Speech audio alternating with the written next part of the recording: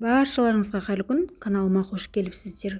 Өте дәмді, үй жағдайында созылмалы, қою болып шығатын айранның жасалу жолымен бөлісетін боламын. Міндетті түрде видеоның соңына дейін қарап, каналыма тіркеліп, лайк басып, қолдап кетіңіздер. Қалалық жерлерде көбінесе табиғи ұйытқы табылмай жатады ғой, ол болмаса да осылай созылмалы, өте қою болып шығатын айранның жасалу жолымен бөлісетін боламын. Қажетті заттарды астына жазып қалдырамын.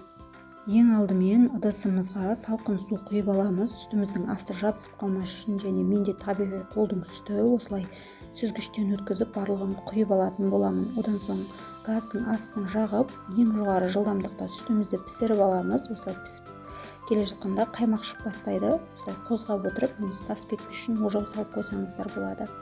Осылай неғұрлым көп қайнағаны дұрыс, сүтіміз сонда дәмді, айранымыз да дәмді болатын болады.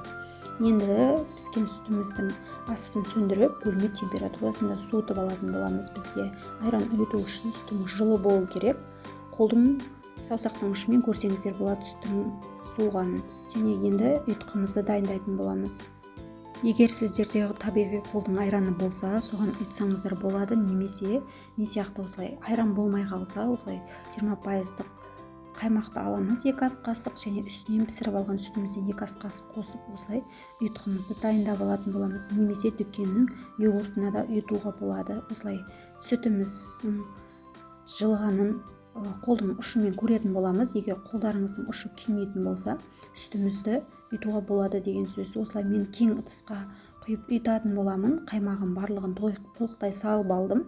Қаймағын барлығын салсаңыздар өте дәмді болып шығатын болады. Осылай ыдысымызға барлығын салып алдым, және дайындап алған жаңағы қаймағымыздан үлкен асықпен 1 қасық қосатын боламыз. Егер ұйымай қалады деген ой келіп жатса, 2 ас қасық қосып ұйытсаңыздар болады. Мен осылай 1 ас қасық қосып, жақсылап түбіне дейін барлығын араластырдым. Енді осы ұйытып алған айранымызды ешкім теспейтіндей, ешкім қозғамайтындай жерге қалдырып, сыртынан қалың орамалмен немесе одеялмен орап 6-7 сағатқа қалдыратын боламыз.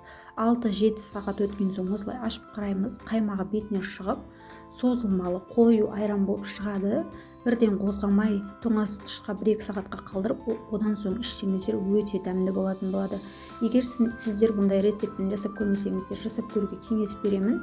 Дүкеннің айранынан екі есе дәмді, қою айран болып шығатын болады.